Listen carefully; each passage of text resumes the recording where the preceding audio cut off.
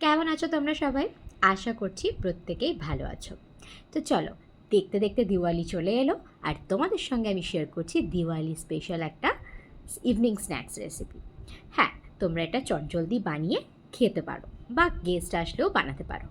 এখানে দেখতেই পাচ্ছ, প্রথমে কিন্তু আমি চিকেন নিয়ে তার মধ্যে গার্লিক পেস্ট আর সামান্য পরিমাণে নুন আর হলুদ নিয়ে মাখিয়ে ম্যারিনেট করে রেখে দিয়েছিলাম।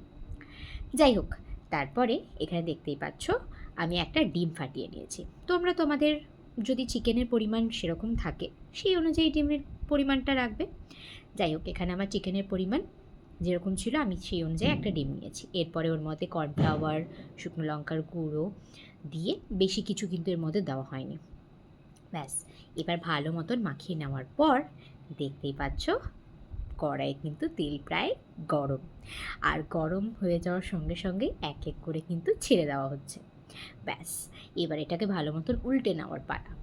দেখতেই পাচ্ছ তো, ভালো মতন ঘরোয়াভাবে কিন্তু একটা চিকেন পকোড়া শেপ চলে এসেছে।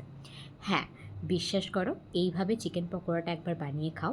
অন্য প্রসেসেরও আরও আছে, চেষ্টা করব তোমাদের সঙ্গে শেয়ার করার, বাট এই প্রসেসটা একবার বানিয়ে দেখো। চটজলদি, একদম বেশি টাইম লাগবে না, আর খেতেও দুর্দান্ত।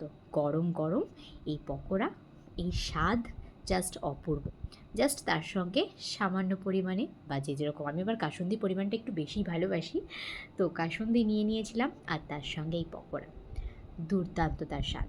হ্যাঁ, হঠাৎ কোনো গেস্ট আসলে বা তোমার যদি হঠাৎ মন চায় যে একটু পকোড়া খেতে ইচ্ছা করছে, বাড়িতে যদি চিকেন থাকে চিকেনের পিস বানিয়েও নিতে পারো, অথবা যদি অনেক সময় চিকেনের পিস বানিয়ে আনা হয়, এভাবে খেতে পারো। কেমন লাগলো কমেন্টে জানিও।